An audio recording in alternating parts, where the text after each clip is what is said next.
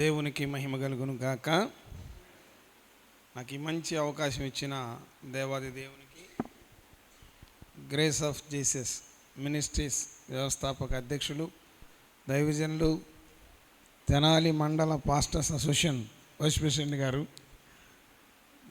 దైవజనులు ప్రియులు రమేష్ గారికి నా హృదయపూర్వక ధన్యవాదాలు. అలాగే బర్నబాస్ గారికి, జాన్ విస్లేకి, పౌలరాజు గారికి, దేవరాజు గారికి, పెనుమూడి పాస్టర్ గారికి, అయ్యా Konduru very good, Kolakaluru Samuel గారికి, ఎఫ్ఎఫ్రా గారికి, మరి అదేవిధంగా చక్కటి వైద్య సహకారం అందించిన బిడ్డలు వినయ్, రమేష్, మరి మీకు చక్కగా సౌండ్ సిస్టమ్ ఆపరేట్ చేస్తున్న బిడ్డలకి, చేరి కూడిన ప్రియులైన పెద్దలైన పిన్నలైన గౌరవనీయులైన మీ అందరికీ దగ్గరగా 10:30 గంటల నుండి లైవ్లో దేవుని పాటలు మాటలు ఆరాధన వీక్షిస్తున్న బిడ్డలందరికీ కూడా ప్రభువైన యేసుక్రీస్తు నామమున నా హృదయపూర్వక ధన్యవాదాలు తెలియజేసుకుంటున్నాను. దేవుడు మనల్ని ఆశీర్వదించును గాక, దేవుడు మనల్ని బలపరచును గాక, ఆయన కృపా సమృద్ధి మనకు అనుగ్రహింపబడును గాక. ఉపవాసము అనగా ప్రియులారా దేవునితో సహవాసము. ప్రకటింపబడిన దినాలలో దేవునితో సహవాసం చేయడానికి, దేవుని మాటలు వినడానికి, దేవుణ్ణి ఆరాధించడానికి, ఆ దేవాది దేవుని దీవెనలు పొందుకోవటానికి విచ్చేసిన అందరినీ దేవుడు దీవించును గాక. ప్రార్థన ప్రియులరా, ప్రార్థన అంటే దేవునితో మాట్లాడుట. ప్రార్థన అంటే మనలో ఉన్న అశుద్ధాన్ని దేవుడికిచ్చి దేవుల్లో ఉన్న పరిశుద్ధతను మనం ధరించుకొనుట. ప్రార్థన అంటే దేవునితో నడుచుట. మరి ఈ యొక్క శ్రేష్టమైన ఈవులు పొందుకోవటానికి, ప్రార్థన చేయడానికి, ఆశీర్వాదాన్ని పొందుకోవటానికి విచ్చేసిన మీ అందరూ ధన్యులు. ప్రియ దేవుని బిడ్డలారా, దేవుని యొక్క మాటలను మనం అందరం కూడా జ్ఞాపకం చేసుకుందాము. మరి దైవజనులు రమేష్ గారు, మన ప్రాంతం దీవించబడాలి, సంఘం దీవించబడాలి, అనేక నూతన ఆత్మలు రక్షింపబడాలి, మరి అనేక దేవుని మాటలు విని మనం స్థిరపరచబడాలని వ్యయ ప్రయాసాలను లెక్క చేయక ఈ చక్కటి ఉపవాస దినాలు ఏర్పాటు చేశారు. గ్రేస్ ఆఫ్ జీసస్ మినిస్ట్రీ దీవించబడును గాక. ఇందలి పనిచేస్తున్న సేవకులు, సహకారులు, పెద్దలు బలపరిచి దేవుని హస్తాల్లో బలమైన సాధనాలుగా వాడబడుదురుగాక. మొదటి రాజుల గ్రంథము 18వ అధ్యాయము 38, 39 వచనాలు చదవగా విందాం. మొదటి రాజుల గ్రంథము 18వ అధ్యాయము 38, 39 వచనాలు చదవగా అందరం విందాం. అతడు ఇలాగు ప్రార్థన చేయుచుండగా యెహోవా అగ్ని దిగి దహన బలి పశువును, కట్టెలను, రాళ్లను, బుగ్గిని దహించి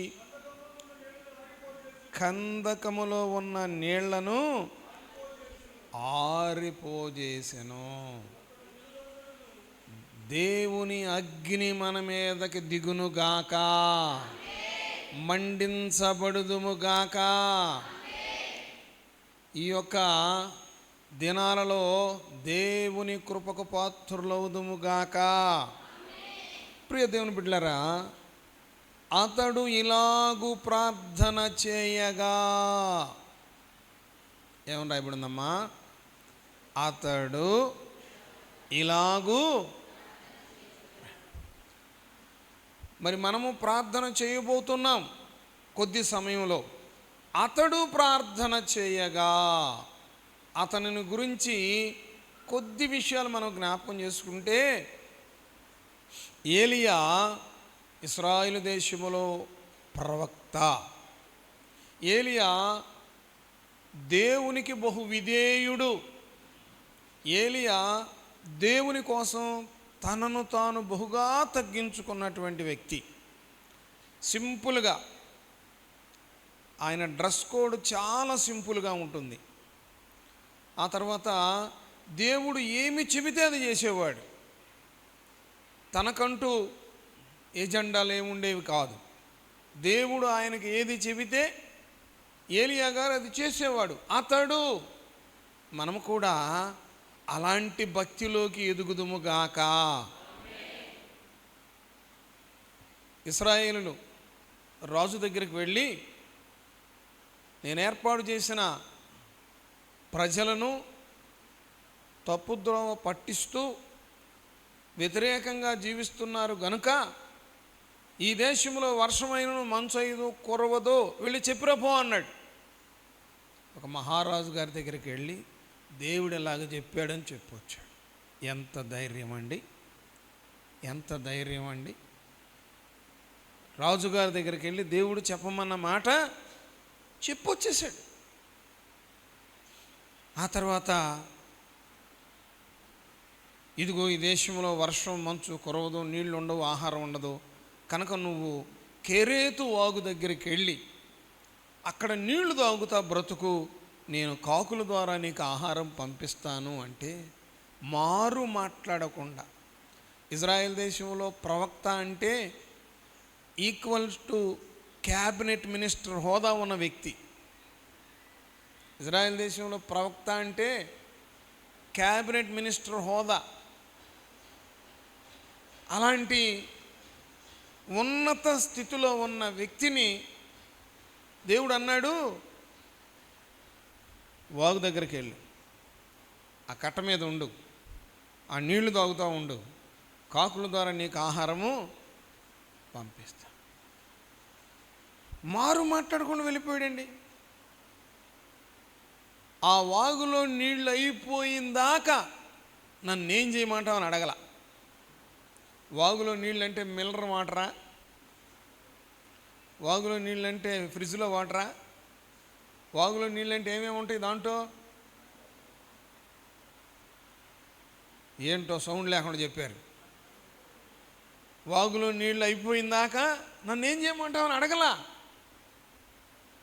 నీళ్ళు అయిపోయినాక, అయ్యా వాగులో నీళ్ళు అయిపోయినాయి అయ్యా, ఇప్పుడేం చేయమంటావు? నిన్ను పోషించడానికి సారేపోతు అనే ఊరిలో ఒక విధవరాలు ఉంది, ఆమెతో నేను మాట్లాడాను, నువ్వు వెళ్ళు అన్నాడు. సారేపోతు అనేది అన్యుల గ్రామం. అన్యుల దగ్గరికి వెళ్ళి నేను దైవజనుడిని అంటే దైవజనుడి యొక్క ఏర్పాటు, విలువ, క్రమము అన్యులకు తెలుస్తుందా? ఒక విధవరాల దగ్గరికి వెళ్ళు, నేను పోషిస్తానన్నాడు. తన్ను తాను తగ్గించుకొని, అంటే ఆయన హోదా ఏంటి, ఆయన స్థితి ఏంటి, ఆయన భక్తి ఏంటి? దేవుడు ఏమి చెబితే ఒక విధవరాల దగ్గరికి వెళ్ళి బ్రతిమాడుకుంటున్నాడు. అమ్మా నేను దైవజనుడిని, దేవుడు పంపించాడు, వర్షం పడేంతవరకు, మంచు కురిసేంతవరకు నీ బుడ్డిలో నూనె అయిపోదు, నీ తొట్టిలో పిండి అయిపోదు, దేవుడు నన్ను పంపించాడని ఆమెతో చెప్పుకొని అక్కడ ఉండి, దేవుడు మరలా అక్కడి నుంచి బయలుదేరమనే అంతవరకు అక్కడే ఉన్నాడు. మరి రకరకాల అభ్యంతరాలు, ఆటంకాలు వస్తాయి, వచ్చినవి కూడా, అయినా సరే అక్కడే ఉన్నాడు. ప్రియ దేవుని బిడ్డలారా, దయచేసి గమనించండి. దేవుడు ఒక్కోసారి మనల్ని పరీక్షిస్తాడు. నేనిచ్చినవి నీకు ముఖ్యమా, నేను ముఖ్యమా? నీకు కలిగిన వాటితో సంతోషిస్తావా, రక్షణకర్త అయిన దేవుని బట్టి సంతోషిస్తావా? దేవుడు మనల్ని ఒక్కొక్కసారి పరిశోధిస్తాడు. అలాంటప్పుడు నాది అనేది ఇక ఏదీ లేదు. మళ్ళీ ఇంకొక విషయం ఏలియాతో చెప్పాడు, ఈ దేశానికి నువ్వు ప్రవక్తవు కదా, నీకు మారుగా నీ తర్వాత దైవజనురాలు అమూల్యమ్మ గారికి నా వందనాలు. దేవుని నామం స్తోత్ర.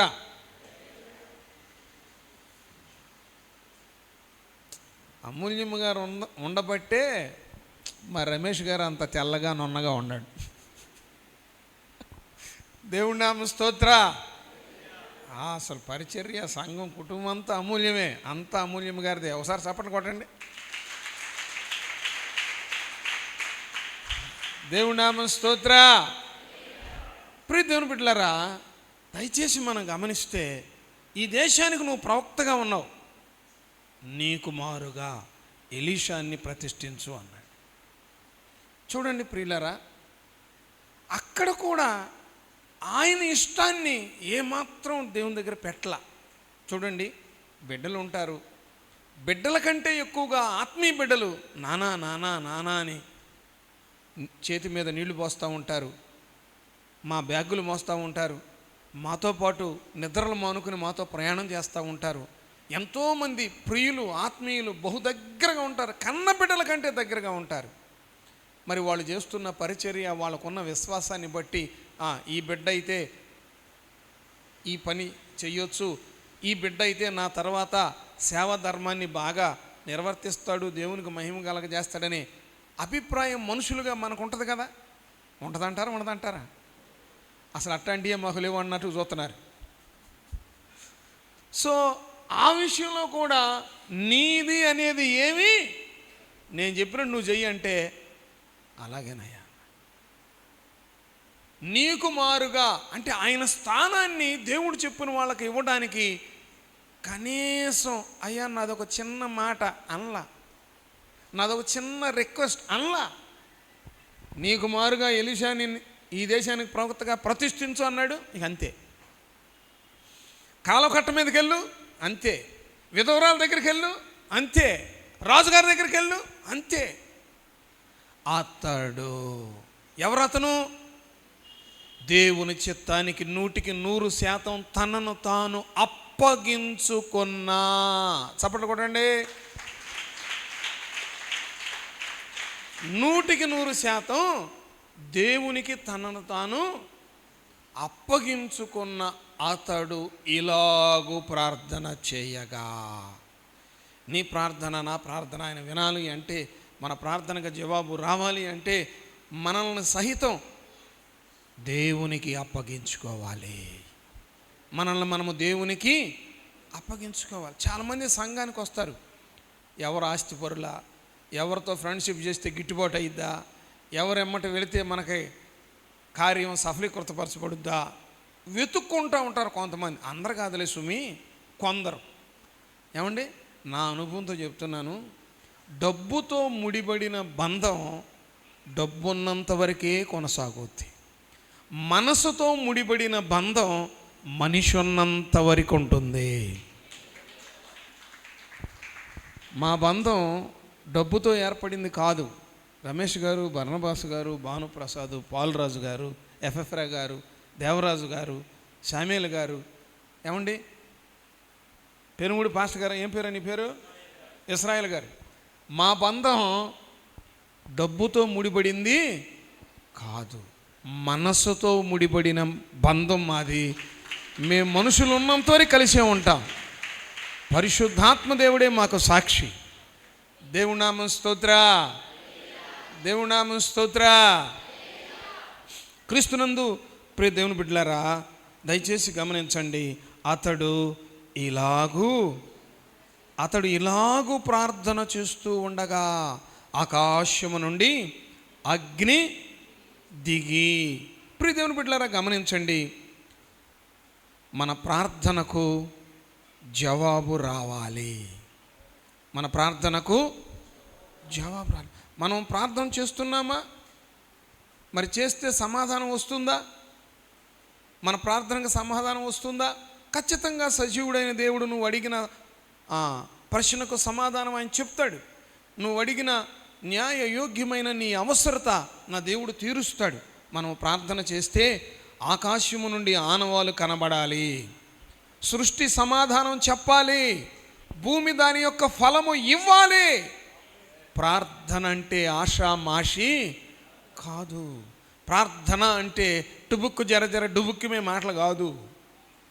ప్రార్థన ఆకాశం ఆనవాలు కనబరచాలి, సృష్టి సమాధానం చెప్పాలి, భూమి ఫలం ఇవ్వాలి. ప్రార్థనకున్న పవర్ అది. నువ్వు ప్రార్థన చేస్తానికి మోకరించినప్పుడు ఆకాశం వంక చూడు, ఆనవాలు కనబడాలి. అతడు ప్రార్థన చేయుచుండగా ఆకాశము నుండి అగ్ని దిగి. ఆకాశము నుండి అగ్ని దిగి. ప్రియ దేవుని బిడ్డలారా, ఇదిగో నువ్వు పట్టుదల కలిగి ప్రార్థన చేస్తే, రోషం కలిగి ప్రార్థన చేస్తే, మంట కలిగి ప్రార్థన చేస్తే, వైరాగ్యం కలిగి ప్రార్థన చేస్తే, ఒక నిబంధన కలిగి ప్రార్థన చేస్తే నీ ప్రార్థనకు జవాబు వస్తుంది. నీ ప్రార్థనకు గొప్ప జవాబు దేవుడు అనుమతిస్తాడు. అతి కృప దేవుడు మనందరకు దయచేయునుగాక. ప్రార్థనలో ఆయనతో మనకున్న సంబంధము ఏమిటి? ఎత్తి పట్టి ప్రార్థన చేయాలండి.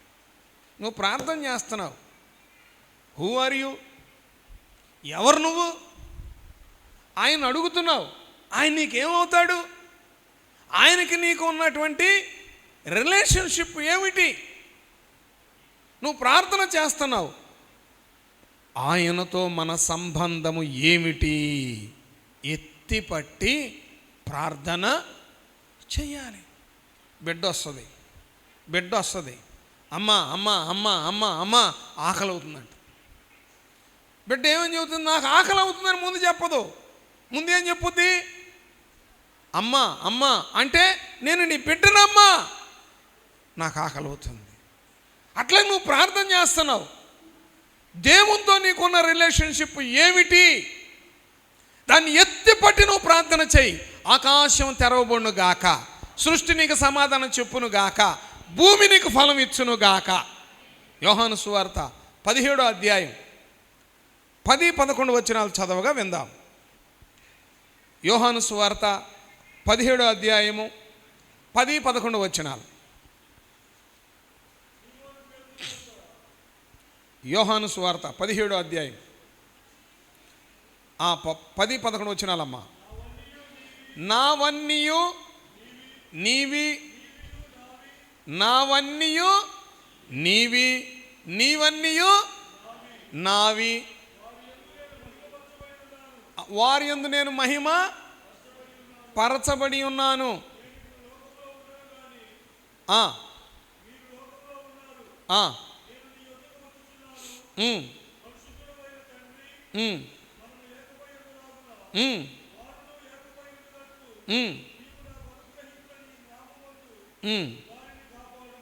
దేవుని నామం స్తోత్ర. యేసు ప్రభు ఇక్కడ మనకు ఒక చక్కటి మాదిరి. ఒకప్పుడు వేరు, ఇప్పుడు వేరు. ఒకప్పుడు వేరు, ఇప్పుడు వేరు. ఇప్పుడు నేను నీ సొత్తు.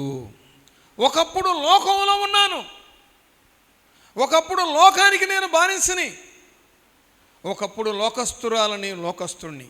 ఇప్పుడు నేను నీ సొత్తు. మరి చెప్పగలిగిన నీవు ఆ లోకాశ, నేత్రాశ, శరీరాశ, జీవడంబం, ఆ అపవిత్రత, ఆ రోత పాత జీవితాన్ని విడిచిపెట్టావా? నా తండ్రి అంటున్నావు, మరి లోకాన్ని విడిచిపెట్టావా? ఇదిగో నేను నీకు బిడ్డను అంటున్నావు, లోకాన్ని విడిచిపెట్టావా? అపవిత్రతను విడిచిపెట్టావా? ఆ మోసాన్ని విడిచిపెట్టావా? ఆ వేషధారణను విడిచిపెట్టావా? ఆ మాయ మాటలు, మోసం మాటలు విడిచిపెట్టావా? లోకంలోనే ఉండి లోకాచారాలను గైకుంటూ లోకానుసారంగా జీవిస్తూ ఆ పద్ధతులను అనుసరిస్తూ ఎక్కడికి వచ్చి నేను నీ బిడ్డని, నా మనవి ఆలకించు అంటే నీకు 2 మనసులు ఉండయి, ఏక మనసులోకి రా అంటాడు దేవుడు. 2 తలంపులతో ఉన్నావు, 2 ఆలోచనలతో ఉన్నావు, సగం లోకంలో ఉన్నావు, సగం దేవునిలో ఉన్నావు, కనుక స్థిరమైన మనసులోకి రా అంటాడు. ఒకప్పుడు లోకంలో ఉన్నావు, ఇప్పుడు నేను విడిచిపెట్టేశాను. చెప్పగలవా? ఆ సాక్ష్యం ఉందా? యోబు గ్రంథం ఉంటుంది.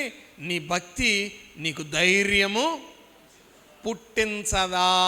నిజంగా నువ్వు లోకాన్ని వదిలిపెడితే ధైర్యంగా గుండెల బాదుకుని ఇక్కడ అడుగుతావు, నా తండ్రి, నా తండ్రి, నా దిక్కు, నా అండ, నా ఆధారం, నా ఆశ్రయం, నా దుర్గం, నా అతిశయం, నా తల ఎత్తు వాడవు నీవే. ఇక పాత రోత జీవితంతో నాకు సంబంధాలు లేవు. నీవే నాకు సాక్షివి, నీవే నా తండ్రివి, నీవే నా మొర ఆలకించే నాదుడివి. ధైర్యంగా నువ్వు ప్రార్థన చేయ, గలగాలి అంటే మొదట లోకంలో నుండి నువ్వు ప్రత్యేకింపబడాలి. దావీదయ్య అంటాడు, నువ్వు నా తండ్రివి, నేను నీ బిడ్డను అన్నావుగా అని ప్రార్థన చేస్తాడు. నా తండ్రివి నువ్వు, నేను నీ బిడ్డను అన్నావుగా అని ప్రార్థన చేస్తాడు. ఇప్పుడు నేను నీ సొత్తు అనగలవా? మనం అనగలిగితే ఆకాశం తెరవబడుతుంది. నువ్వు ఆ సంబంధాన్ని ఇదిగో నాయన, ఒకప్పుడు మా పితరులు పూర్వీకులు నేర్పించిన పద్ధతుల్లో నేను వెళ్ళేవాడిని, ఇప్పుడు నాకు అది లేదు, అది కాదు, దైవజనుని బోధ, దేవుని వాక్యానుసారంగా నేను జీవిస్తున్నాను, లోకానికి నేను సిలువ వేయబడిన వాడను. లోకానికి నేను సిలువ వేయబడిన వాళ్ళు మాట్లాడతారా? చచ్చిపోయిన వాళ్ళు మాట్లాడతారా? లోకాశిక శరీరాశికి మనం అలా ఉండగలగాలి. అలా ఉంటే నువ్వు దేవుని సొత్తు. పౌలు గారు అంటున్నాడు, మొదటి తిమోతికి రాసిన పత్రిక 2వ అధ్యాయం 1, 2, 3 వచనాలలో, అన్నిటికంటే ముఖ్యముగా చూడండి, మనుషులందరి కొరకు, ఆ మొదటి తిమోతికి రాసిన పత్రిక 2వ అధ్యాయం 1 నుండి 3 వచనాలు, మనము సంపూర్ణ భక్తియు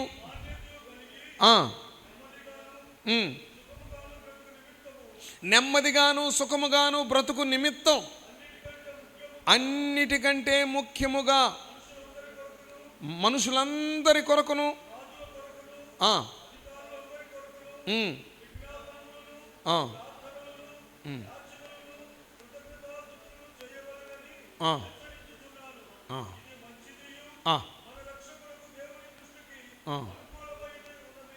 చాలు. ప్రియ దేవుని బిడ్డలారా, నేను వినే తిమోతికి చెప్పే పౌలు వినే తిమోతితో అంటున్నాడు, మనము అంటున్నాడు. మనము బోధించే పౌలయ్య, వినే తిమోతి, ఇద్దరం కలిసి ఏమంటున్నాడు, మనము క్షేమంగా, సౌఖ్యంగా, సంపూర్ణంగా, మాన్యత కలిగి మనం బ్రతకాలి అంటే మనము అందరి కోసం ప్రార్థన. ఎందరి కోసం అంటండి? ఈ అందరి కోసం ప్రార్థన చేసే అనుభవం ఎప్పుడు వస్తుందంటే, మనల్ని మనం దేవునికి అప్పగించుకున్నప్పుడు. ఎవరి మీద కోపం, ఈర్ష్య, ద్వేషాలు మనకు ఉండకూడదు. అప్పుడు అందరి కోసం ప్రార్థన చేస్తాం. ఒక ఇంటికి వెళ్ళి, అక్కాయి బాగున్నావా అంటే బాగుండానంద. మరి బావయ్య గారు ఎలా ఉన్నాడు, ఆడి సంగతి నన్ను అడుగు మాకంద. అంటే ఎవరు? ఆడంట. ఎవరు? ఆడు. శారా అబ్రహామయ్యని నా యజమానుడా అని పిలుస్తూ లోబడి జీవించెను అని రాయబడం. అక్క, మరి బావగారి రక్షణ కోసం ప్రార్థన ఎవరి కోసమైనా చేస్తాను, కానీ ఆడి కోసం మాత్రం చేయను అన్న. భర్తను క్షమించలేని, భర్తను ప్రేమించలేని, భర్త కోసం ప్రార్థన చేయలేని ఆమె ప్రార్థన దేవుడు వింటాడా? ఉంటాడా? తోడు ఉంటాడా? సౌండ్ లేకుండా చెప్పారే, దేవుని నామం స్తోత్ర. అంత బలవంతంగా ఎవరు చెప్పమన్నారు మిమ్మల్ని? చెబితే చెప్పండి, లేదా మానుకోండి. దేవుని నామం స్తోత్ర. ఇందాక చెప్పలేదే? క్రీస్తునందు ప్రియ దేవుని బిడ్డలారా, సంపూర్ణ భక్తి, సంపూర్ణ మాన్యత. మనం గమనించినట్లయితే అహరోను, మోషే ఒక తల్లి కన్న బిడ్డలే. అహరోను, మోషే ఒక తల్లి కన్న బిడ్డలే. అబ్బాయి సౌండ్ దగ్గర, దేవుని నామం స్తోత్ర. వాళ్ళిద్దరూ ఒక తల్లి కన్న బిడ్డలే. అయితే దేవుడు మోషేని గురించి మాట్లాడాడు. మోషే భూమి మీద ఉన్న ప్రజలందరికంటే సాత్వికుడు. పుట్టుకతో ఈయన సాత్వికుడా? ఒక్క దెబ్బకు ఒకడు సాగు కొట్టాడు, పూడి చేశాడు కూడా. ఈయన సాత్వికుడా? ఏమండి, ఒక్క దెబ్బకు ఒకడు సాగు కొట్టడం అయిపోయింది, పూడి చేయడం కూడా. పూడుద్దామంటే మనకు స్థలాలు లేవు. ఆ గవర్నమెంట్ వాళ్ళు మన మరెండిపోతానే. మోషే గారు ఒక్క దెబ్బతో ఒకడు సాగు కొట్టి పూడి చేసి ఇంకేంటి చెప్పండి అంటున్నాడు. మరి దేవుడు ఈయన గురించి ఏమంటున్నాడు? అసలు భూమి మీద ఉన్న వాళ్ళందరికంటే మోషే సాత్వికుడు అని చెప్తున్నాడు. సాత్వికుడని పేరు పొందాడు. ఒకప్పుడు చాలా చాలా కోపం, చాలా కోపం. ప్రార్థన ద్వారా 40 సంవత్సరాల సాధన ద్వారా సాత్వికుడుగా మార్చబడ్డాడు. ఎన్ని సంవత్సరాలు? ఇప్పుడు ఒక అక్కాయి వచ్చింది, తెల్లారిపాటికి అయిపోవాలి పాస్టర్ గారు అంటే ఏంటి అయ్యేది? అట్టాగే మీ బలహీనతను చూసి నా పోటీ పాస్టర్ గారు కూడా రైట్ నౌ ఇప్పుడే. ఏంది అయ్యేది నీ బొంద? ఏంది ఇప్పుడు అయ్యేది? ఏమొచ్చింది? ఇప్పుడే చెమట వచ్చుద్ది. ఏముందండి, మీ బలహీనతే మోసగాళ్ళు బయలుదేరటం. మోషే నాయన సాత్వికుడుగా పేరు పొందటానికి, సాత్వికుడుగా మారటానికి 40 సంవత్సరాలు పట్టింది. ఎన్ని సంవత్సరాలు? 40 సంవత్సరాలు పట్టింది. దేవుడు నేను నా పెళ్లి విషయంలో దేవునికి ప్రార్థన చేశా. నా పెళ్ళి, మీ పెళ్ళి కాదు, నా పెళ్ళి విషయంలో దేవునికి ప్రార్థన చేశా. 18 సంవత్సరాల వయసులోనే దేవుడు నాకు ఒక చక్కటి దర్శన వరం ఇచ్చాడు, ప్రార్థనాత్మ ఇచ్చాడు, కృపగల ఆత్మ ఇచ్చాడు. చక్కగా దేవునిలో నేను ఎదుగుతూ ఉన్నాను. 22 సంవత్సరాలు వచ్చినాయి. పెళ్లి చేయటానికి ఇంట్లో ప్రయత్నం చేస్తూ ఉన్నారు. అప్పుడు మా అమ్మగారు సిక్ అయింది. త్వరగా ప్రభు సన్నిధికి చేర్చబడటానికి ఆఖరి గడియల్లో ఉంది. మా తల్లి నన్ను పిలిచి అంది, అయ్యా నీ పెళ్ళి చూసి ప్రభు సన్నిధికి వెళ్తాను. సరే, తల్లి నన్ను అమితంగా ప్రేమించింది, ఈ గొప్ప దేవుడు నాకు పరిచయం చేసింది, ఈ గొప్ప దేవుడికి నన్ను అప్పచెప్పింది. నాకు కలిగిందంటే నా తల్లిని అపురూపంగా చూసుకున్నాను, నా తల్లి నన్ను అపురూపంగా చూసుకుంది. ఆమె నోట ఒక మాట వచ్చింది, అయ్యా నీ పెళ్ళి చూసి నేను ప్రభునందు నిద్రిస్తానంటే, ఇక మా నాన్నగారు మన తెలిసిన బంధువులతో మరి ఆమెకు బాగోలేదు కదా, పిల్లాడికి పెళ్లి చేద్దాం అన్నాడు. 3 వచ్చారు నాకు పిల్లని ఇవ్వటానికి. సరే, ఈ 3 ప్రభు సన్నిధిలో పెట్టా నేను. అయ్యా ఫలానాళ్ళ అమ్మాయి ప్రార్థన చేశా. ప్రార్థన చేస్తే దేవుడు పాస్టమ్మ గారిని చూపించాడు. పాస్టమ్మ గారిని వింటున్నారా? ఇక్కడ ఉండారా? దేవుడి నామ స్తోత్ర. అంటే నేను ఎందుకు ఈ మాట చెబుతున్నానంటే, ఈ అనుభవం ఎందుకు మీకు ముందు ఉంచుతున్నానంటే, ఆయన సజీవుడు. మనం అడిగే ప్రతి ప్రార్థన విన్నపం మనకు జవాబు చెబుతాడు. తప్పకుండా మనకు ఆనవాలు తెలియజేస్తాడు. ఆయన మాట వినిన ప్రతి ఒక్కరూ దీవించబడతారు, సమాధానపరచబడతారు. ఆయన కృప మనకు తోడుగా ఉంటుంది. దేవుడి నామ స్తోత్ర. మాస్టమ్మ గారిని చూపించాడు. ఈ బిడ్డను నేను పెళ్లి చేసుకుంటాం దేవుని చిత్తం. ఓకే, కన్ఫర్మ్ అయిపోయింది. సరే, దేవుని దయ వలన పాస్టమ్మ గారికి నాకు పెళ్ళయింది. ఓకే, తర్వాత ఆమె పెళ్ళప్పుడు విగ్రహారాధికురాలు ఆమె, నేనేమో ప్రార్థనాపరుడు. దేవుని ఏర్పాటులో, దేవుని చిత్తములో దేవుని నమ్మి మారు మనసు పొంది చక్కగా వాళ్ళ తల్లిని, వాళ్ళ తండ్రిని, వాళ్ళ అన్నయ్యని, వాళ్ళ అక్కయ్యని, బావని, పిల్లల్ని, వాళ్ళ మేనత్త కూతుర్ని, వాళ్ళందరినీ రక్షణలోకి నడిపించుకుంది పాస్టమ్మ గారు.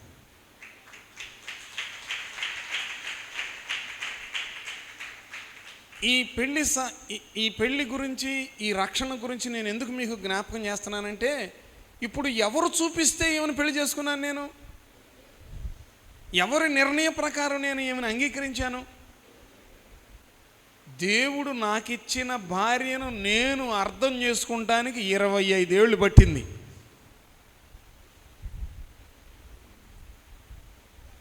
హలో, ఏంటి? ఎవరు చెబితే చేసుకున్నాను? దేవుడు చెప్పి. ఎవరి నిర్ణయాన్ని నెరవేర్చాను? దేవుని నిర్ణయాన్ని. సరే, నా కోసం ఆమె తనది అనేది విడిచిపెట్టేసి యేసుప్రభు నామంలో మారుమనసు పొంది బాప్తిసం పొంది తన జనాంగాన్ని అందరినీ రక్షించుకుంటున్నప్పటికీ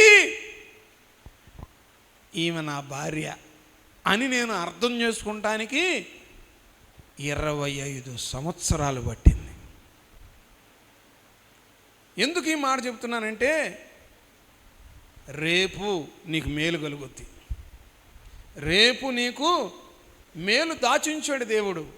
అయితే ఓర్పుతో, సహనంతో, దీర్ఘశాంతముతో ఆయన తట్టు చూస్తూ మన ప్రయాణాన్ని కొనసాగించాలి. దేవుని నామం స్తోత్ర, దేవుని నామం స్తోత్ర.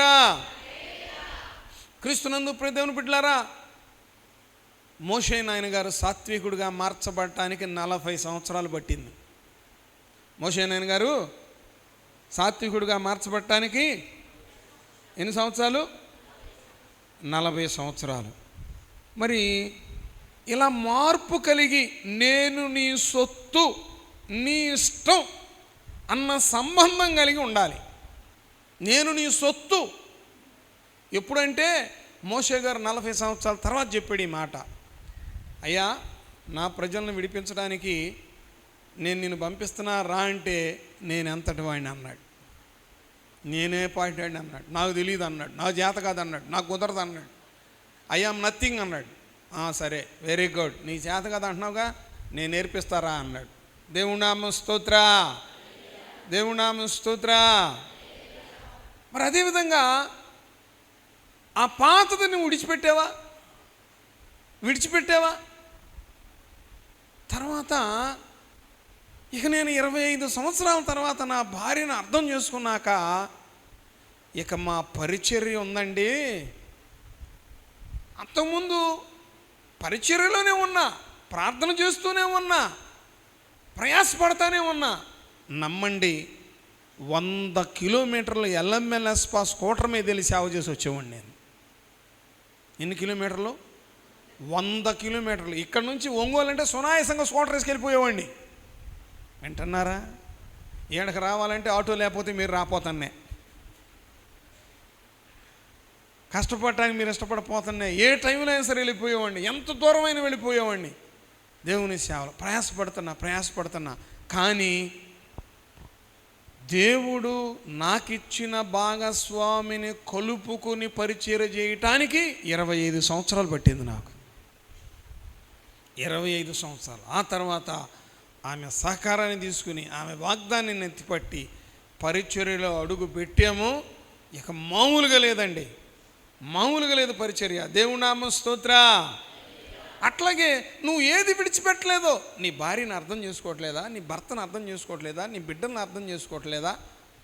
అసలు దేవుడికి నీకు ఉన్న సంబంధాన్ని బట్టి లోక సంబంధాన్ని విడిచిపెట్టలేదా? అసలు నువ్వు దేవుడికి ఏమవుతావో? నీకు ఆయనకు ఉన్నటువంటి బిడ్డవా, యాజకుడువా, పరిచారకుడువా, ఎవరు అని అడుగుతావు? ఏం వదిలిపెట్టావని అడుగుతావు? ఆయన దగ్గర నీకున్న స్వతంత్రం ఏమిటి? ఒక్కసారి మన రిలేషన్షిప్ని ఆయన ముందుంచి మనం ప్రార్థన చేస్తే దేవుడు ద్వారాలు తెరుస్తాడు. మాన్యత కలిగి, మాన్యశ్రీ అంటే ఘనత. ఇశ్రాయేల్ రాజులందరికంటే దావీదు గారు ఎక్కువ ఘనత పొందాడు. కారణం ప్రార్థన. ఆయన ఎక్కువ ఘనత పొందడానికి కారణం ప్రార్థన. మందిరంలో మందసం అడుగున్నర ఎత్తు ఉంటుంది, సముఖపు రొట్టెల బల్ల అడుగు ఎత్తు ఉంటుంది, ధూపవేదిక 2 అడుగులు ఎత్తు ఉంటుంది. ధూపవేదిక 2 అడుగులు ఎత్తు ఉంటుందండి. ఇది ప్రార్థనను సూచిస్తుంది. మందసం కంటే, సముఖపు రొట్టెల బల్ల కంటే ధూపవేదికే ఎక్కువ స్థానంలో 2 అడుగుల ఎత్తులో ఉంటుంది. అది ప్రార్థనకి సూచనగా మనము చెప్పుకోవచ్చు. దేవుని నామం స్తోత్ర. సుఖముగాను నెమ్మదిగాను ఉండునట్లుగా మీ కుటుంబాల్లో దేవుడు అనుగ్రహించునుగాక. ఆయన సన్నిధి మీతో ఉండునుగాక. మారాలి. ఆ కోపం తీసేసుకోవాలి, ఆ తొందరపాటు తీసేసుకోవాలి. చెప్పకూడదు కానీ చెబుతున్నాను, ఏమనుకోమాకండే. నన్ను వింతగా చూడకూడదు మీరు. చూస్తారా? 25 సంవత్సరాలు నా భార్యని నేను ఎందుకు అర్థం చేసుకోలేకపోయానంటే, ఏంది నువ్వు నా చెప్పేది, ఏంది నువ్వు చెప్పేది, ఇంట్లో నువ్వు వంట చేసుకోక ఏంటి నువ్వు నా చెప్పేది, ఇదే మాట, ఇదే ధోరణి, గర్వం. ఆడవాళ్ళు నా చెప్పేది ఏంటి వింటున్నారా? ఇందాక చెప్పే విచిత్రంగా చూడకూడదని. దేవుని నామం స్తోత్ర. అలాంటి వదిలిపెట్టని స్వభావం ఎవరికన్నా ఉంటే, నా అన్నలకి నా తమ్ముళ్ళకి దండం పెట్టి చెబుతున్నా, పరలోక రాజ్యంలో మనకెంత హక్కు ఉందో మన భార్యకు కూడా అంతే హక్కు ఉంది. మనం ఆయన కుర్చీలో మనం ఎలా స్వతంత్రంగా కూర్చోగలుగుతామో, మన భార్య కూడా ఆయన కుర్చీలో కూర్చునే అవకాశాన్ని దేవుడు ఇచ్చాడు. కనుక ఎక్కువ తక్కువ ఏమీ కాదు. చక్కగా నేను అర్థం చేసుకోలేకపోవడానికి కారణం అది. నేను అర్థం చేసుకోలేకపోవటానికి కారణం అది. ఏమిటి అమ్మాయి, ఏంటి కారణం ఏంటి? గర్వం. ఆడవాళ్ళ మాట వినేది ఇప్పుడు కాదు ఈ పిల్ల దొడుచుకుంది. దేవుని నామ స్తోత్ర. ఇప్పుడు కాదు, ఒకప్పుడు. ఒకవేళ అట్లాంటిది ఏమన్నా ఉందేమో, అట్లాంటిది ఏమన్నా ఒక్కొక్క ఆడ కూతురు ఉంటుంది. భర్త మాట వినేదేంటి? భర్త అంటే ఫాలో మీ అంటే నా వెనకబడి రా. అదేమన్నా కుక్క, టామియా, ఇజ్జువా, ఇస్కూనా నీ ఎమ్మబడి రావటానికి? ఏమంటే కొంతమంది అట్లాంటి వాళ్ళు కూడా ఉంటారు. మరి ఒకవేళ అలాంటి స్వభావం ఉందేమో, నేను మార్చుకున్నా, మీరు కూడా మార్చుకొని బాగుపడతారు. మార్చుకోపోతారా? గిరా గిరా గిరా తిరుగుతూనే ఉంటారు. చేసిన వాళ్ళు చేసినట్టే ఉంటారు, చూసిన వాళ్ళు చూసినట్టే ఉంటారు. వేసిన నాటు వేసినట్టే ఉంటుంది, కోత కోసినట్టే ఉంటుంది, గంప మాత్రం నిండదు. అట్లా కాకుండా అది విడిచిపెట్టారా? ఆ అహంకారం, ఆ గర్వం, ఆ కోపం, లోక పద్ధతి, ఆ దిక్కుమాలిన పద్ధతి మా పెద్దవాళ్ళు నేర్పారు నాకు. ఏంట్రా ఏం చేసుకోను, ఉపయోగం ఏముంది? ఏమండే సముద్రం నిండా నీళ్ళు ఉంటాయి, బిందెడు తాగడానికి పనికొస్తాయా? ఊరంతా చుట్టాలే, ఒక్కడన్నా అక్కడక్కడాడుగా, ఉపయోగం ఏమవుతుందా? అందుకని ఆ పాత రోత పద్ధతులు మనకి వద్దు. యేసు ప్రభు మాటలు ముద్దు. దేవుని నామం స్తోత్ర. సంఘంలో కట్టడలే మనకు హద్దు. దేవుని నామం స్తోత్ర. దయచేసి ప్రియమైన దేవుని బిడ్డలారా, మనము ఆయనకి ఏమవుతామో, ఆయనకు నువ్వు బిడ్డవ్వాలంటే లోకాన్ని నువ్వు విడిచిపెడితేనే, లోక ఆచారాలు, లోక పద్ధతులు, లోక సాంప్రదాయం నువ్వు విడిచిపెడితేనే ఆయనకి బిడ్డ. ఊరకే బాప్తిసం తీసుకున్నా నేను మునిగి లేచానంటే కుదరదు. మునిగి లేగితే కుదరదు. ఏమండే చొక్కాలు మారిసినంత కుదరదు. చొక్కాలు కాదు, మన హృదయాలు చించుకోవాలి. మనకి చొక్కాలు చించే అలవాటు ఎక్కువ. గట్టిగా చొక్కా పట్టుకుంటాం, ఇంకోటి పట్టుకుంటాం, చించాలు మారేస్తాం. పాడేయాల్సింది చొక్కాలు కాదు, హృదయం చినగాలి. దేవుని నామం స్తోత్ర. ఏం చినగాలి? హృదయము చిన్నగాలి. క్రీస్తునందు ప్రియ దేవుని బిడ్డలారా, ప్రార్థనలో మొదటి అనుభవం మనము ఆయనకి ఏమవుతాము ఎత్తిపట్టి చూపించాలి. తర్వాత రెండో అనుభవం, నీ దేవుడు ఏమి చెయ్యగలడో నోటితో ఉచ్చరించాలి, హృదయంతో ఒప్పుకోవాలి. దేవుని నామం స్తోత్ర. నువ్వు ప్రార్థన చేస్తున్న దేవుడు, నువ్వు నమ్మిన దేవుడు, నువ్వు వెంబడిస్తున్న దేవుడు, నువ్వు గోజాడుతున్న దేవుడు ఏమి చెయ్యగలడో నోటితో ఒప్పుకోవాలి, నోటితో ఉచ్చరించాలి, హృదయంతో ఒప్పుకోవాలి. యోహాను సువార్త 11వ అధ్యాయం, యోహాను సువార్త 11వ అధ్యాయం 41 నుంచి 43 దాకా చదవండి.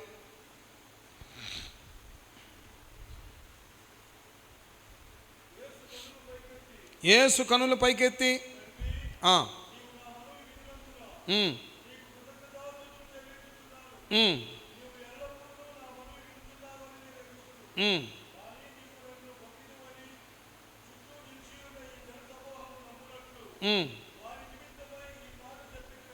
వారి నిమిత్తమై ఈ మాట చెప్పితినెను. ఇక్కడ యేసు ప్రభువు ఒక చక్కటి మాదిరి చూపిస్తున్నాడు. నేను అడిగింది నువ్వు ఇవ్వగలవని, నేను అడిగింది నువ్వు చేస్తావని వీరు వినున్నట్లుగా నేను చెప్పాను. తండ్రి అయిన దేవుని చిత్త ప్రకారమే యేసు ప్రభు వారు సమాధిలో ఉన్న లాజరుని లేపను ఉద్దేశం కలిగి ఉన్నాడు. అట్లాగే ఏలియా గారు కూడా మనం చదువుకున్నాం.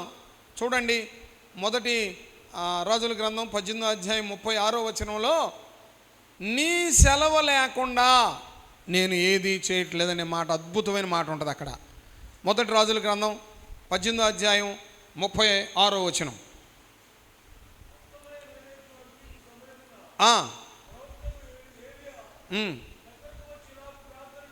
దగ్గరకొచ్చి ఇలాగూ ప్రార్థన చేసెను, యెహోవా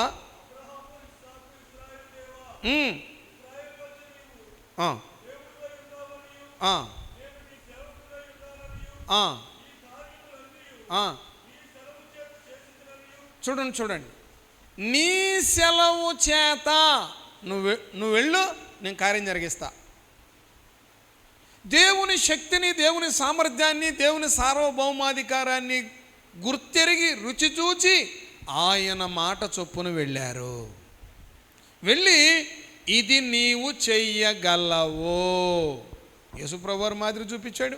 అట్లాగే ఏలియా గారు కూడా నీ సెలవు లేకుండా నేనేమి అంటే నా ఇష్టం కాదు, నా ఇష్టం కాదు, నీ చిత్త ప్రకారమే, నీకు ఇష్టకరంగానే నేను ఈ కార్యములను చేయనుద్దేశించున్నాను. దేవుడు నిన్ను ఏర్పాటు చేసుకున్నాడు. నువ్వు అడిగితే ఆయన చేయగలడు. ఆయన శక్తిని, ప్రేమను, త్యాగాన్ని నమ్మి ఉచ్చరించాలి. ఎవరి కొరకు ప్రార్థన, ఎలా ప్రార్థన? మరి ఇంతకుముందు మనం చూస్తున్నాం కదా, మనుషులందరి కొరకు, రాజుల కొరకు. చూసారా ఏమండి? అందరి కొరకు. ఇప్పుడు మనము ప్రార్థనకి మోకరించి ఇలా నమస్కరించామండి. ప్రభువా నా ప్రార్థన ఆలకించు అన్నాం. అందరు ఇటు పెట్టండి. ముకిలిత హస్తాలు అంటారు. ప్రేయర్ టవర్కి సింబల్ ఇది, ప్రేయర్కి సింబల్ ఇది. ఇటు పెట్టామా? ఇటు పెట్టామా? Very good. అబ్బాయి ఫోటో తీరా. దేవుడి నామ స్తోత్ర. మంచిది. ఇప్పుడు ఇలా పెట్టామా? చిటికిన వేలు ఏంటి? చివరిది ఏం వేలు? చిటికిన వేలు. ఈ చిటికిన వేలు ఏం చేస్తుందంటే మనుషులందరి కొరకు ప్రార్థన చేయమని సూచిస్తుంది. చిటికిన వేలు ఎవరి కొరకు? మనుషులందరి కొరకు ప్రార్థన చేయమని సూచిస్తుంది. తర్వాత చిటికిన వేలు తర్వాత ఏముంటుంది? రింగ్ ఫింగర్, ఉంగరపు ఉందా? ఉంగరం ఉందా? ఉంగరాలు లేవా? గ్రేస్ ఆఫ్ జీసస్ మినిస్ట్రీకి ఏమని నేను అడగనులే. లేవా? ఉంగరాలు లేవా? సరే, ఉంటే ఇంటికాడ దాచుకుని ఉంటారు మీరు. దేవుడి నామ స్తోత్ర. రింగ్ ఫింగరు రాజుల కొరకు ప్రార్థన చేయమని సూచిస్తుంది. రాజుల కొరకు ప్రార్థన చేయమని సూచిస్తుంది. మధ్యలో వేలు ఉంది. మధ్యలో వేలు ఏమంటారు? మధ్య వేలు, పెద్ద వేలు. ఈ వేలు ఏం చూపిస్తుంది? అధికారుల క్షేమం కొరకు. మధ్యలో వేలు పాలకులు, అధికారులు, వారి క్షేమం కొరకు ప్రార్థన చేయాలి. వారిని ఇబ్బంది పెట్టి పరిపాలన సరిగా చెయ్యనివ్వరు. కొందరు లంచాలు తీసుకుని మార్గం తప్పుతూ ఉంటారు. వారి కొరకు, అధికారుల కొరకు మనం ప్రార్థన చేయాలని మధ్య వేలు సూచిస్తుంది. ఆ తర్వాత ఏం వేలు? నోరు తెరవరే, ఇట్టనమంటే భలే అంటారే, మామూలుగా అంటారా మీరు? ఏడ మిమ్మల్ని చూస్తే ఈ అమ్మాయి ఎట్ట బతుకుద్దో, ఇంత దీనంగా ఉంది, తలకాయ ఎత్తట్లేదు, అసలు ఈ అమ్మాయి పాపం ఎట్ట బ్రతుకుద్దో అనుకుంటాం మేము. మరి మా అమాయకత్వం, మీ తెలివితేటలో నాకు తెలియదు, కానీ ఇక్కడ మిమ్మల్ని చూస్తే ఇంత సాత్వికులు లేకుండా ఇంటికి వెళ్ళి చూడాలి.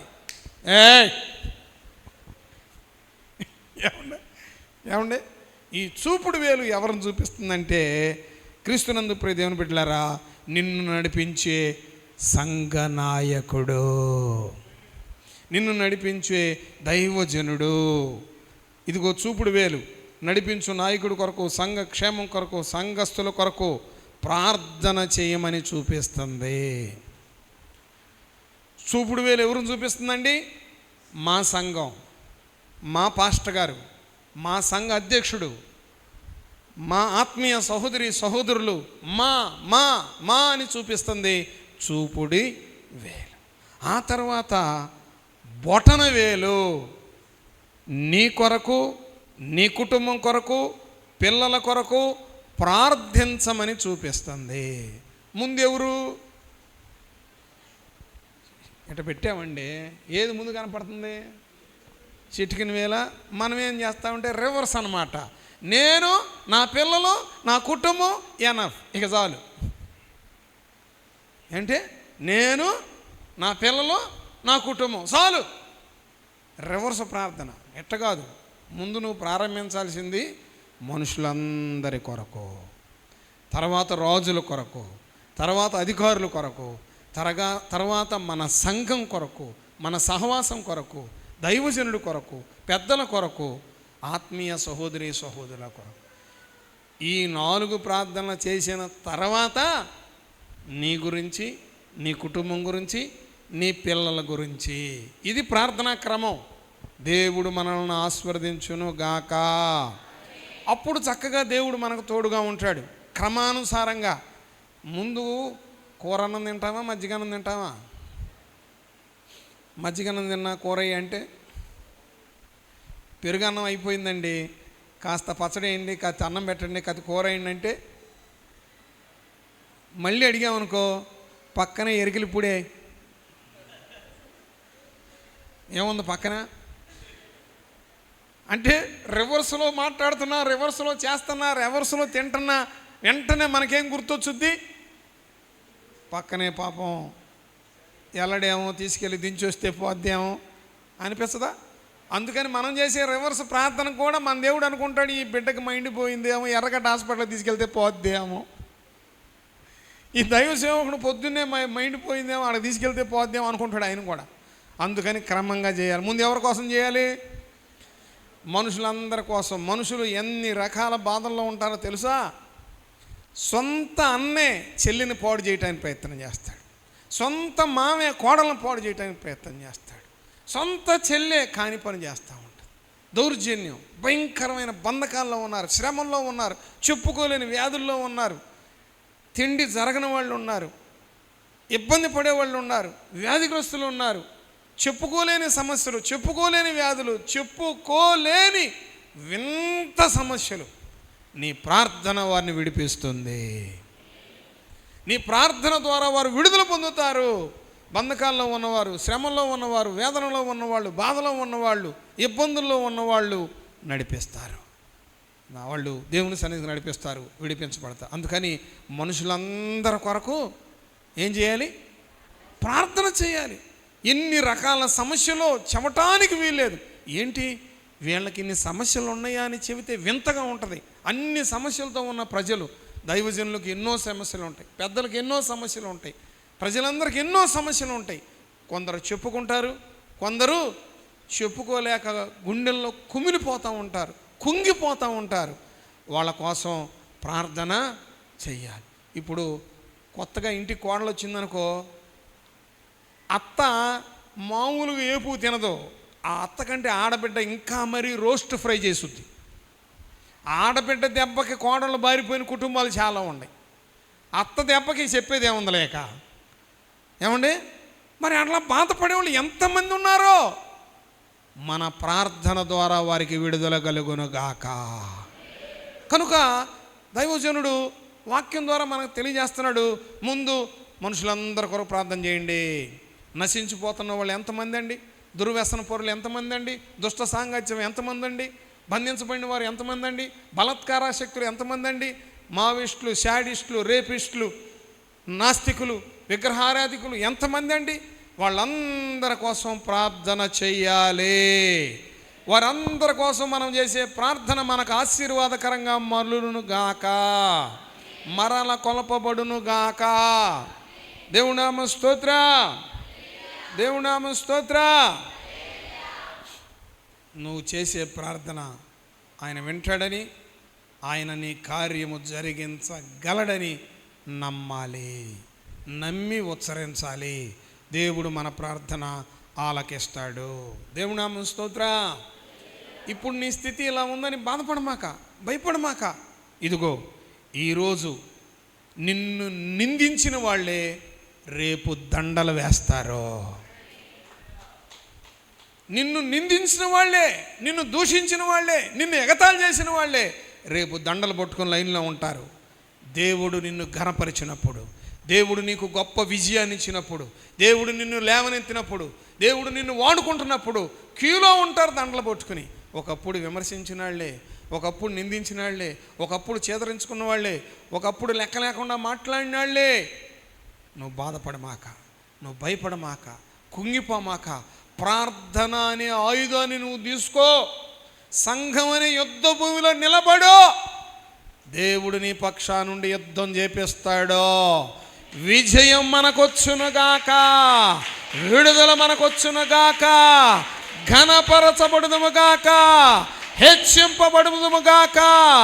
నీ గంప నిండునుగాక, నీ దుప్పటి నిండునుగాక, నీ గిన్నె నిండి పొర్లునుగాక. దేవుడి నామ స్తోత్ర. నువ్వు ఆయనకి ఏమవుతావు చెప్పు. అవ్వాలి అంటే లోకాన్ని విడిచిపెట్టాలి. ఆయనకు నువ్వు కుమారుడు కుమార్తె అవ్వాలి అంటే లోకాన్ని విడిచిపెట్టాలి. మరి మనం పునాది రాయి వేస్తున్నాం. పునాది రాయి వేసినప్పుడు ఏం చేస్తామండి? ఇల్లు కట్టుకుంటున్నాం, పునాది రాయి వేయాలి. ఏం చేయాలి? చేను కోస్తున్నారు, ఏం చేయాలి? ఒకరు కోడి కోస్తున్నారు, ఒకడు కొబ్బరికాయ కొడుతున్నాడు. పునాది రాయి వేయాలి. రకరకాల గింజలు తెస్తున్నారు. ఏంటయి? వెయ్యాలంటాయి, ఆచారం అంటది. ఏమండి, పిల్ల పెద్దదైంది, పెద్దదవుక చిన్నదవుద్దా? తాటాకులు తేవాలంట, కూర్చోబెట్టాలంట, అది చేయాలంట, ఇది చేయాలంట. పెళ్ళి అవుతుంది, ఒంటి నిండా పుసుపు బుయ్యాలంట, నలుగులు వేయాలంట. నలుగులు వేస్తున్నారు, నలగొడుతున్నారు, తెలియట్లా. ఏంటయ్యి? మనిషి చచ్చిపోయాడు, పెట్టులో పెట్టి కొబ్బరికాయ కొడుతున్నారు, సామంగానే సామాన్య కడ్డీలు వెలిగిస్తున్నారు. ఏందయ్యి? ఇవన్నీ చెప్పడానికి నాకు సిగ్గుగా ఉంది. కానీ వాడు తిరిగి ఆడి సాగు వచ్చాడు చస్తే ప్రభునందు నిద్రించెను బండ మీద. ఇదేనందు నిద్రించి? ఏనాడన్నా మందిరానికి వచ్చాడా? ఏనాడన్నా బైబిల్ చదివాడా? ఏనాడన్నా దైవజనుడికి వందనాలు చెప్పాడా? మాస్టర్ గారు ఏంటి? వాడు ప్రభునందు నిద్రించెను. ఇవి నువ్వు వదిలిపెడితేనే, ఇవి నువ్వు మానుకుంటేనే ఆయనకు నువ్వు బిడ్డగా పిలువబడతావు. ఈ మానుకోకుండా అయ్యా నేను బిడ్డనయ్యాను, నా తండ్రి అయ్యా అంటే పని చూసుకో, ఫైల్లోకి వస్తావు అంటాడు. ఎందుకని? వదిలిపెట్టలేదుగా, నువ్వు వదిలిపెడతలేదుగా. అవి వదిలిపెట్టకుండా నేను నీ బిడ్డనంటే ఎట్ట అంటావు? అసలు వదిలిపెట్టావా? ఏమండి, మీకు మనవడు పుట్టాడు, వింటున్నారా? ఏమండే, మనోడు పుట్టాడు, రక్షణ పడలేదు, నువ్వు మనోడికి ఎన్నో రోజు స్నానం చేస్తా? నీ దండం పెడతా శేష్, నోరు జరగను. అసలు మేమేమి ఎరగమన్నట్టు ఉండొద్దండి, నాకు తెలుసు మీ సంగతి. మీరు రక్షణ పడలా, మీకు మనవడు పుట్టాడు, మనవరాలు పుట్టింది, ఎన్నో రోజు స్నానం చేపిస్తావు. ఏంది మాట్లాడరు అంటే? అసలు మనవడే వద్దా, మనవరాలు వద్దా? మరి నోరు జరు.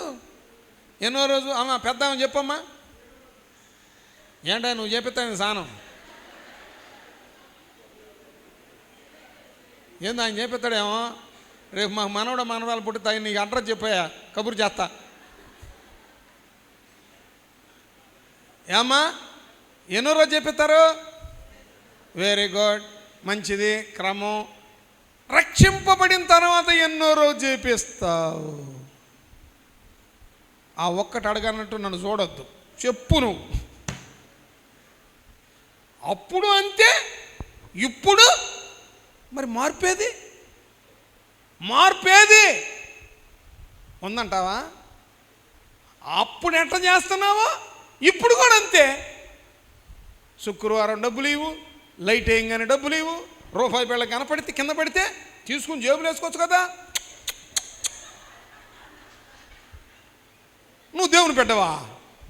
మీకు వందనాలమ్మా, మీ టాలెంటే వేరు అసలు. మరి అతడు ఇలాగూ ప్రార్థన చేయగా, అతను రూపాయి బిళ్ళ దొరికితే ముద్దు పెట్టుకుని జోలు పెట్టుకోవాలి ఆయన. అతడు ఆ పాత రోత పద్ధతులను అనుసరించలా. అతడు నేనా అల్లా. ఆయన ఏం చెబితే చేశాడు. ఆయన ఏం చెబితే, ఇప్పుడు పొరపాటున రమేష్ గారు సాయంత్రం కూడికి సిద్ధపడదాం అమ్మాయి, కాస్త మందిరం ఊడమ్మని నీకు సీపురు ఇచ్చాడు అనుకో, పాస్టర్ గారు ఇప్పుడు మేమేమిటి అనుకుంటున్నాం, మా రేంజ్ ఏంటి అనుకుంటున్నాం, మా వంశం ఏంటి అనుకుంటున్నాం, అస్సలు మేము తుప్పు పట్టిపోయింది అనే సంగతి నీకు తెలియదు. ఆ గర్వం అహంకారం చేత తుప్పు పట్టిపోయిందని నీకు తెలీదు. ఏమండే, పాతయి విడిచిపెడితేనే, లోకాన్ని విడిచిపెడితేనే, లోకానుసారమైన జీవితాన్ని విడిచిపెడితేనే ఆయనకి మనము బిడ్డలం అవుతాము. దేవుని నామ స్తోత్ర. ఆ తర్వాత దేవుడు ఇది చెయ్యగలడు, నమ్మాలి, విశ్వసించాలి, పెదవులతో ఒప్పుకోవాలి, హృదయంతో అంగీకరించాలి. ఆ తర్వాత ఇంకొక మాట చెబుతా చూడండి. మార్కు సువార్త 11వ అధ్యాయం 25, 26 వచనాలు చదవండి.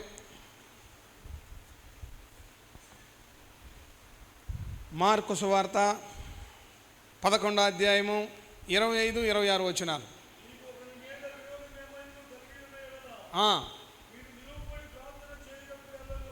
నిలవబడి ప్రార్థన చేయునప్పుడెల్లను వారిని క్షమించుడి, అప్పుడు పరలోకమందున్న మీ తండ్రియు మీ పాపములు.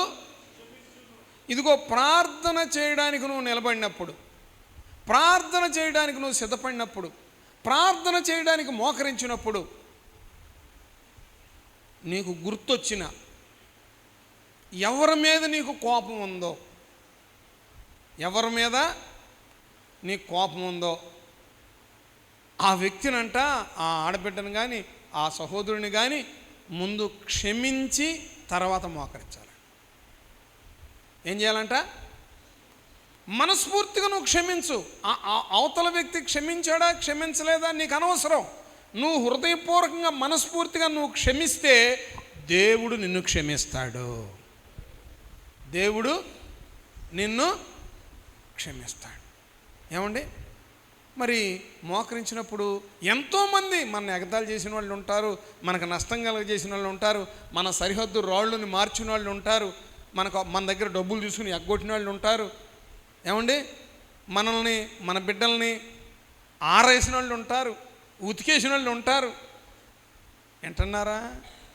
మా రహస్యాలన్నీ బయటకు వస్తున్నాయని చూస్తున్నారా? దేవుని నామ స్తోత్ర. రకరకాలుగా నీకు కోపం నాకు కోపం పుట్టించున్నట్టుగా ప్రవర్తించేవారు ఉంటారు. సాధారణంగా వాళ్ళు కనపడంగానే ఏం చేస్తాం? వాళ్ళు మనల్ని బాధ పెట్టిన వాళ్ళు, మనం విమర్శించిన వాళ్ళు తటస్థపడితే మన కోపం వచ్చుద్దా రాదా? మీరు చూసేది ఎట్టుందంటే, రమేష్ గారు మర్యాదగా భానుప్రసాద్ పిలిచామంటే ఊరుకోని అన్నట్టుగా ఉంది. కోపం వచ్చుద్దా రాదా? మోకరించినప్పుడు ఆ కోపము ఉండకూడదు. నీ కోపం ఉండి ప్రార్థన చేస్తుంటే ఆ ప్రార్థన ఆయన అంగీకరించరండి. ఆ ప్రార్థన ఆయన, ఈ కోపంలో ప్రార్థన ఎట్టొచ్చుద్దో తెలుసా? ఒకసారంట ఇద్దరు సహోదరులు బిందెలు పట్టుకుని నీళ్ళు పట్టుకుందామని వెళ్ళారంట. ఒక క్రిస్టియన్ సోదరి, ఒక నాన్ క్రిస్టియన్ సోదరి. దేవుని నమ్మినామె ఒక ఆమె, నమ్మనామె ఒక ఆమె. బిందెతో నీళ్లు పట్టుకుంటున్నారంట.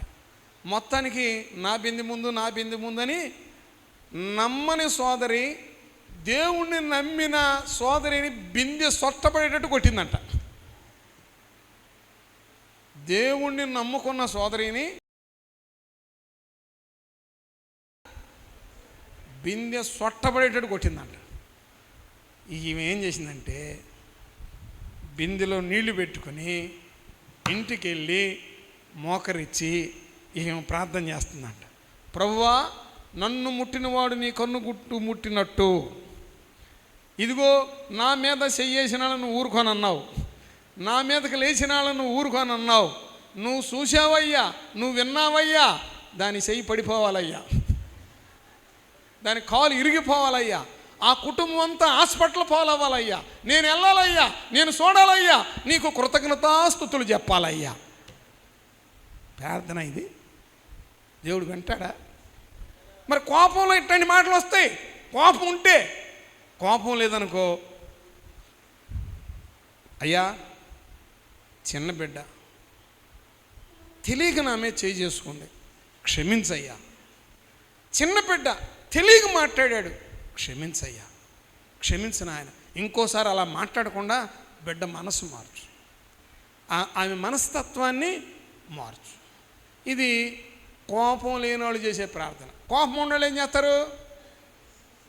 చెయ్యి ఇరిగిపోవాలి, కాలు ఇరిగిపోవాలి, ఇళ్ళు మొత్తం హాస్పిటల్లో ఉండాలి, నేను వెళ్ళాలి, కన్నులారా చూడాలి, ఇంటికొచ్చి నీకు కృతజ్ఞతాస్తుతులు, నువ్వు నాకు స్తుతులు చెప్పొద్దు, వాళ్ళ కాళ్ళు చేతులు ఎరగొద్దు, నాకు వద్దులే, నీ ప్రార్థన వద్దు, నీ స్తుతులు వద్దు, నీకు వందనాలు వెళ్ళి అమ్మాయి అంటాడు. అందుకని మనం ప్రార్థన చేసేటప్పుడు ఎవరి మీదన్నా మన కోపం ఉంటే క్షమించాలి. ఏం చేయాలి? ఎట్లా క్షమించాలి? మనస్ఫూర్తిగా క్షమించాలి. నువ్వు మనస్ఫూర్తిగా క్షమించావని దేవునికి తెలుస్తుంది, దేవుడు నిన్నును క్షమిస్తాడు. నువ్వు క్షమిస్తే ఆయన క్షమిస్తాడు, నువ్వు క్షమించలేదు ఆయన కూడా నిన్ను క్షమించడు. ఎలా ప్రార్థన అంగీకారం అవుతుంది చెప్పండి? ఆ తర్వాత ఇట్లా చేసి నీకు ఆయనకు ఉన్న సంబంధం ఏంటో నువ్వు తెలియజెప్పి, ఆ తర్వాత ఆయన నీకు చెయ్యగలడని నమ్మి, ఎవరి మీద నీకు కోపం లేకుండా, ఒకవేళ కోపం ఉందని తెలిస్తే దానిని మనస్ఫూర్తిగా క్షమించి నువ్వు ప్రార్థన చేయడానికి మోకరిస్తే ఇక నీ ప్రార్థన కమాండింగ్ లాగా ఉంటుందండి. జకరియా గ్రంథం 4వ అధ్యాయం, జకరియా గ్రంథం 4వ అధ్యాయం 6-7 వచనాల్లో ఈ విధంగా రాయబడిందో చూడండి. జకరియా గ్రంథం 4వ అధ్యాయము 6-7 వచనాలు.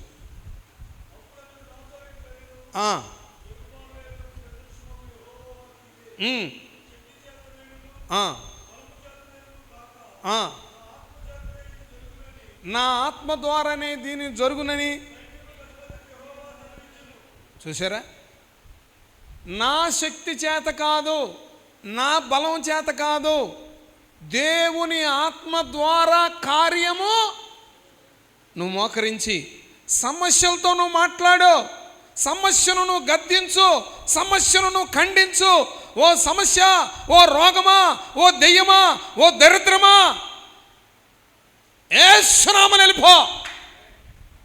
ఇలా చేసి నువ్వు అలా అడుగు. ఇలా చేసి నువ్వు అలా, నా శక్తి కాదు, నా బలం కాదు, నా జ్ఞానం కాదు, నా పరాక్రమం కాదు, నా దేవుని ఆత్మ ద్వారా నాకు స్వస్థత వచ్చుద్ది, నా దరిద్రం వైదొలిగిపోద్ది, నాలో ఉన్నటువంటి దేవునికి వ్యతిరేకమైన కార్యాలన్నీ లయమైపోవునుగాక, చదును చేయబడునుగాక.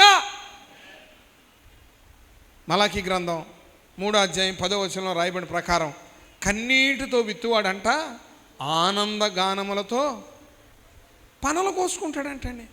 కన్నీటితో విత్తువాడు ఆనంద గానాలతో పనలు కోసుకుంటాడు. చూడండి, మలాకీ గ్రంథం 3వ అధ్యాయం 10వ వచనంలో, ఇదిగో నా మందిరములో ఆహారం ఉండునట్లుగా 10వ భాగమంతయు మీరు నా మందిరపు నిధిలోనికి తీసుకొని రండి. దీనిని చేసి, అడగటం కాదు, శోధించటమే, నేను ఆకాశ వాకిళ్ళు విప్పి పట్టజాలని దీవెనలు నేను మీకు సైన్యములకు అధిపతికి యెహోవా సెలవిచ్చుచున్నాడు. చప్పట్లు కొట్టండి. దీనిని చేసి, దేనిని చేసి, అసలు నువ్వెవరు? లోకాన్ని విడిచిపెట్టావా? దాన్ని చేయి ముందు. ఆ తర్వాత దేవుడిది చేయగలడని మనస్ఫూర్తిగా నమ్ముతున్నావా? అది చెయ్యి. ఆ తర్వాత ఎవరి మీదన్నా కోపం ఉంటే దాన్ని విడిచిపెట్టేసి, ఆ తర్వాత దేవుడు నిన్ను ప్రేమించి నీ రెక్కలను బలపరిచి నీ పాడిని, నీ పంటని, బిడ్డల ఉద్యోగాన్ని, నీ బిడ్డల భూఫలాలు, గర్భఫలాలు ఆశీర్వదించి అభివృద్ధిపరిచి సమృద్ధి సంతృప్తి కలగజేసిన కొలది, దేవుడు నీ గంప నింపిన కొలది, నీ దుప్పటి నింపిన కొలది, నీ పాడి పంటలను ఆశీర్వదించిన కొలది అవశ్యముగా మందిరములో ఆహారం ఉండునట్లు 10వ భాగము తెచ్చి, 10వ భాగము తెచ్చి, అర్పణ కానుకలు తెచ్చి, మొక్కుబడి కానుకలు తెచ్చి, ప్రేమపూర్వకమైన కానుకలు తెచ్చి, అయ్యా నువ్వు నాకు ఇచ్చావయ్యా, నువ్వు నాకు ఇచ్చావయ్యా తండ్రి, ఇదిగో నా కృతజ్ఞత అర్పణ. కృతజ్ఞత అర్పణ అర్పించేవారు, కానుక ఇచ్చేవారు, ప్రథమ ఫలం ఇచ్చేవారు, మొక్కుబడి చెల్లించేవారు అంట ఆయన సన్నిధిలో దేవుణ్ణి ఘనపరుస్తున్నారు. ఎవరినండి? దేవుణ్ణి నువ్వు నన్ను ఘనపరిచి, నన్ను అడుగు అనలా, శోధించు అన్నాడు. ఆకాశ తూములు విప్పి పట్టజాలని దీవెనలు నేను మీకు కొమ్మరింపజేస్తాను. ఆ మొదటి సమయంలో ఉండదు, చదవవసరం లేదు, కానీ నన్ను ఘనపరచు వారిని, నన్ను తృణీకరించువారు తృణీకారము నొందెదరు. ప్రియ దేవుని బిడ్డలారా, ఈ 4 మాటలు మనం ఆలోచన చేద్దాం. దేవుడు నీకు ఇచ్చిందంటో దేవుని సేవకి ఇస్తున్నావా? ఇదిగో మనం మందిరంలో ఆహారం ఉన్నట్లుగా మనం తెస్తే మొదట మనం దీవించబడతాం. తర్వాత మనం తెచ్చిన అర్పణల ద్వారా పరిచర్య సరిహద్దులు విశాలపరచబడతాయి. పరిచర్య సరిహద్దులు విశాలపరచబడతాయి. చూడండి, మీరు ప్రేమించి సంఘానికి తెచ్చిన అర్పణల ద్వారా దైవజనుడు రమేష్ గారు ఏం చేశాడంటే, అక్కడున్న మందిరాన్ని ఇక్కడికి జరిపాడు, ఎక్కడున్న దాన్ని ఇంకొంచెం జరిపాడు, ఇక్కడున్న దాన్ని చక్కగా కావలసిన వసతులు కలగజేశాడు. మరొక చోట వెళ్ళడానికి వాహనాలు, వస్తువులు, ఉపకరణాలు, దేవుని పరిచర్య కొరకు అనేక ఆత్మలు రక్షింపబడటానికి, అనేక ఆత్మలు స్థిరపరచబడటానికి, అనేకులు దేవుని తట్టు త్రిప్పబడటానికి ఇదిగో ఆ మందిరములో ఆహారం ఉన్నట్లుగా మనము సిద్ధపరిచిన అర్పణల ద్వారా ఈ గ్రేస్ ఆఫ్ జీసస్ మినిస్ట్రీని శాఖోపశాఖలుగా దేవుడు వర్ధిల్లింపజేస్తే ఈ దీనదాసుడు ప్రయాసపడుతున్నాడు. దేవుని నామమున స్తోత్ర. మంచి నేల మీద మనం విత్తనం వేస్తే 1000 రెట్ల ఫలాలు మన ఇంటికి వస్తాయి. ఇదిగో మంచి మంచి భూమి, మంచి నేల, గ్రేస్ ఆఫ్ జీసస్ మినిస్ట్రీస్. ఇదిగో నీ అర్పణలు, నీ మొక్కుబళ్ళు మందిరములో ఆహారం ఉన్నట్లుగా నువ్వు తెచ్చి ఇచ్చిన ఎడల నీ తరతరాలు దేవుడు దీవిస్తాడు. కన్నీటితో విత్తేవాడంట. ప్రియ దేవుని బిడ్డలారా, ఒక్క మాట చెప్పి నేను ముగిచ్చేస్తా. అధ్యక్షుల వారికి నా సమయాన్ని అప్పగించాలని ఆశపడుతూ ఉన్నాను. మనుషుల ఎదుట మనం కన్నీళ్లు పెట్టుకుంటే వాళ్ళు ఎగతాళి చేస్తారు. కడుపులో పెట్టుకునే దేవుని యొద్దకు వచ్చి నీ సమస్య యొక్క తీవ్రతను జ్ఞాపకం చేసినప్పుడు కడుపులో నుండి కన్నీళ్లు పొర్రులు వస్తాయి. ఆ కన్నీరు దేవుని సముఖంలో కనబడతాయి. వెంటనే దేవుడు స్పందిస్తాడు. వెంటనే దేవుడు నీకు సహాయం చేస్తాడు. ఆనందముతో నీవు నీ గృహానికి వెళ్ళుదువుగాక. మనుషుల దగ్గర నువ్వు కన్నీళ్ళు విడిస్తే ఎగతాళి చేస్తారు, అసహించుకుంటారు. కడుపులో నీ కన్నీళ్లు పెట్టుకునే దేవుడి దగ్గరకు వచ్చి నీ విన్నపాన్ని తెలియజేస్తే, ఇదిగో నీ బాధని చెప్పుకుంటానికి దైవజనుడు ప్రత్యేకమైన కూడికలు ఏర్పాటు చేశాడు. మాకు చెప్పొద్దు, ఇంకొకరు చెప్పొద్దు. నీ కన్నీళ్లను కడుపులో దాచుకునే దేవునికి చెప్పు. ఇప్పుడు దేవుని బిడ్డలారా, ప్రపంచంలో అత్యధికమైన ఖరీదైన ద్రవము ఏదన్నా ఉన్నది అంటే అది కన్నీళ్ళు. ప్రపంచంలో అత్యధికమైన విలువగల ద్రవము కన్నీళ్ళు. ఎందుకు అది అంత విలువైందంటే, కన్నీళ్లలో నీళ్ల శాతం 1%. 99% మన కడుపులో ఉన్న భావోద్వేగం. 99% భావోద్వేగం. కడుపులో నుంచి వచ్చే భావోద్వేగం 99% ఉంటుంది. నీళ్లు శాతం 1. ప్రపంచంలో అత్యధికమైన ఖరీదైన ద్రవము కన్నీళ్ళు. అందుకని బైబిల్ గ్రంథం చెబుతుంది, నీ కన్నీళ్లు నా బుడ్డిలో దాచబడి ఉన్నది. ఆ ఖరీదైన కన్నీరు, ప్రపంచంలోనే ఖరీదైన ద్రవం నా దేవుని సముఖంలో బుడ్డిలో దాచుంచాడంట.